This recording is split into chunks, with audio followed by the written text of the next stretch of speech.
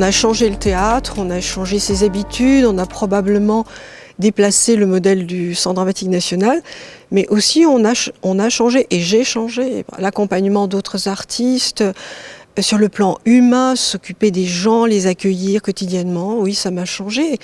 Après les préoccupations artistiques demeurent les mêmes obsessions, c'est-à-dire mon beau souci, c'est le public.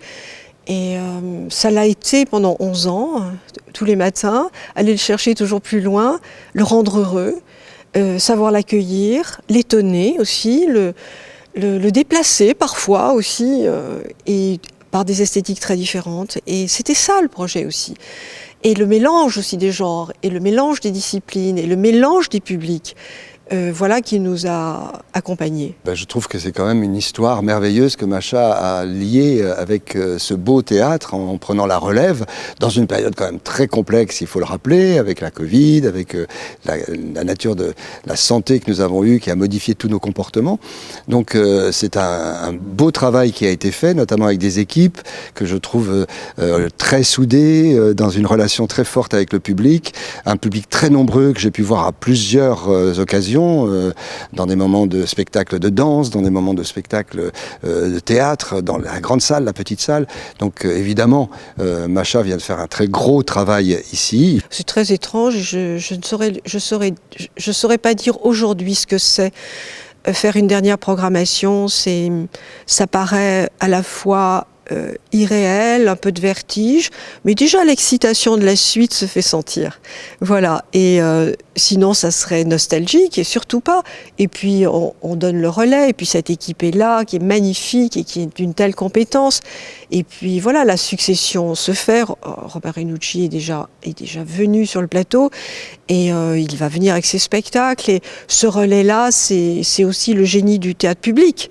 Dès le mois de janvier, Macha, dans les règles que nous avons entre arrivants et sortants de centres dramatiques, prévoit la place de mes équipes qui viendront travailler. Donc les équipes artistiques que j'ai pu construire dans ma mission précédente des Tréteaux de France. Donc dans la production des Tréteaux de France, nous verrons Oblomov, qui est une pièce de Ivan Goncharov et qui raconte comment un homme ne veut plus sortir de chez lui.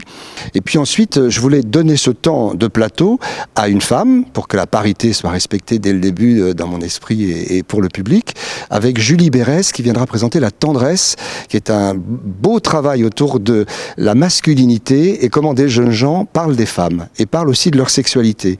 Et puis ensuite il y aura Phèdre au mois de mars, la langue qui compte beaucoup pour moi, le partage de la langue, et faire en sorte que ces œuvres qui sont parfois intimidantes soient le plus possible à la portée du public et qu'ils se disent mais je suis au fond absolument chez moi dans cette langue française.